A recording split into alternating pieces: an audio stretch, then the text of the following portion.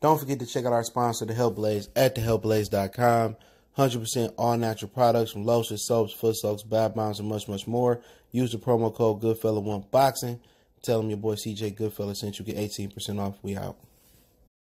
All right, Donovan Mcnabb weighs in on the Dak Prescott, Andy Dalton situation. If you don't know, the Dallas Cowboys signed Andy Dalton to a one-year deal worth $7 million. It said that Pittsburgh had a larger offer, but Andy chose to come back to Texas, where he's from. Let's talk about what Mcnabb had to say and if it holds any weight. Goodfella Sports TV. Hit that subscribe button, bell icon button. Don't forget to check out our NFL playlist for more videos like this. Check out our NFL live playlist. We just did a live stream Sunday afternoon. So, McNabb gave us 2 cents in, and, he knows what it's like to be a black quarterback in the NFL and some of the inconsistencies and inequality that, it brings. And Dak Prescott could be faced with something that a lot of quarterbacks of his, era hasn't been faced with, like the Goffs and the Wentzes haven't really been able, ain't have to deal with begging for their money. I mean, the guy he, became the predecessor to Tony Romo, got paid twice and never had to beg for his money. And McNabb knows something about that and kind of being railroaded a little bit in the league. But this is what McNabb had to say. McNabb on Twitter. So Andy Dalton signs a one-year deal for up to $7 million if he reaches possible incentives. Job Bowen signs a one-year deal talking about Jameis Winston for $1 million. Dak can't seem to get his contract he deserves. Cam Newton is still on the street. Anyone have any questions? Am I the only one? And he's exactly right. It's a lot of inconsistency. I mean, Chase Daniels has already been signed. Marcus Mariota has already been signed. And Dak, is dealing with a backup quarterback situation. Now, he ain't the only one. Obviously, the Packers drafted Jordan Love, and the Eagles drafted Jalen Hurts. So, I mean, that is what it is. But, for him to still be out here begging for his money when Jared didn't have to beg for him, talking about Goff, Carson Wentz didn't have to beg for his money. I mean, you can go on and on with the quarterbacks. Roethlisberger never had to beg for his. Peyton Eli never had to beg for them. Matthew Stafford never had to beg for his. And Aaron Rodgers never had to have a struggle to get his money. But Dak does. And people say, well, Dak is average. Well, Goff is below average. Jimmy Garoppolo is maybe average at best. I mean, it's a lot of quarterbacks. Kirk Cousins is utter ass trash. And he had never had to really beg for his money.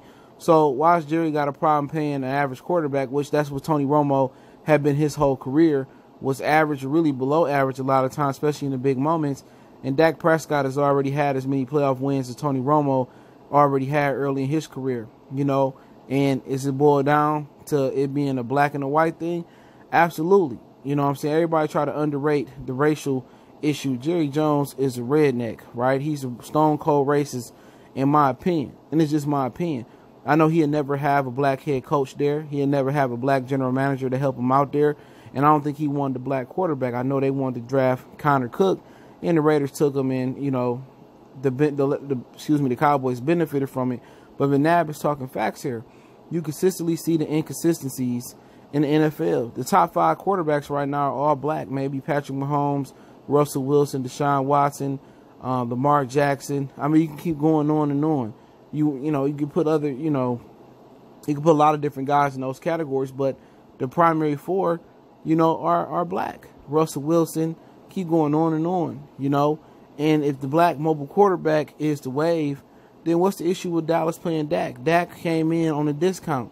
He was the 3rd or 4th round draft pick, instantly took the bull by the horns and took the organization, or at least kept him afloat on the level they was already on. Has he been able to get over the hump? No. But is it his problem or his fault? No. Jason Garrett is a lame duck coach, and some other things haven't really panned out the way they should have panned out.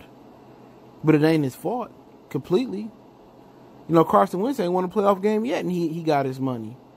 Jared Goff, Coach Sean McVay tell him where to go with the ball on the headset.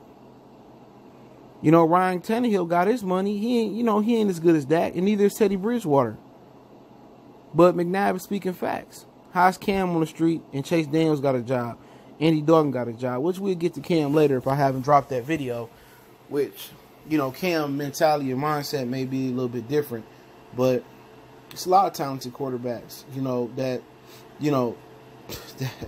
never got a chance. Like I spoke on the other day, Charlie Ward, Brad Smith, Hines Ward, not even talk about turning Jalen Hurts into a running back.